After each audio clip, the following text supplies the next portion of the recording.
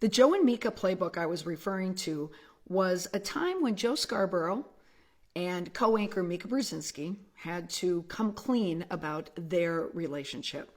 When Joe Scarborough started on MSNBC, it was his program. Mika Brzezinski, who at one time was at CBS, came over as a newsreader for MSNBC.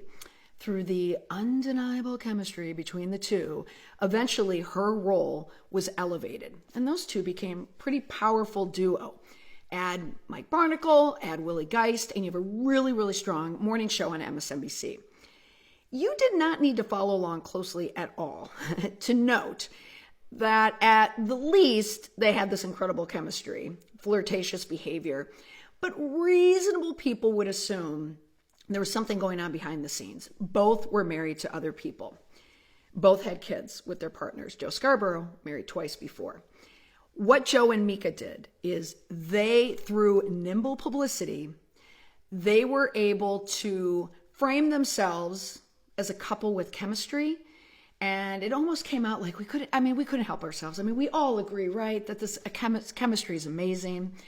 And they were able to get through it. And the show still continues on today. They're a likable couple. They're both competent in what they do. I was assuming that TJ Holmes and Amy Robach, to manage this publicity nightmare for them, they didn't look too far back in the past. Who else had to go through with this? And there was Joe and Mika right there on morning television. I felt they were following that playbook. All right, we got together. We were both married before, but things happen, and reasonable people understand that things happen. Not for nothing. Anyone who's run a marathon before or is trained with someone else in a marathon, you know that you get pretty close with someone when you train in a marathon. Someone of the opposite or someone in a gender that you would be attracted to. And even when I saw those Instagram posts, I went, something's here.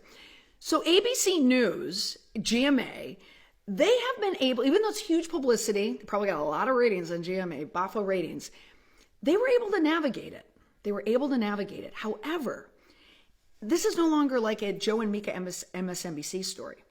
This story has violently steered into NBC territory. And Matt Lauer in the Today Show, when Matt Lauer had an affair with a producer, it was reported a number of producers. So now we have an abuse of power situation. So Matt Lauer story is similar to the TJ Holmes story, or the TJ Holmes story is similar to the Matt Lauer story.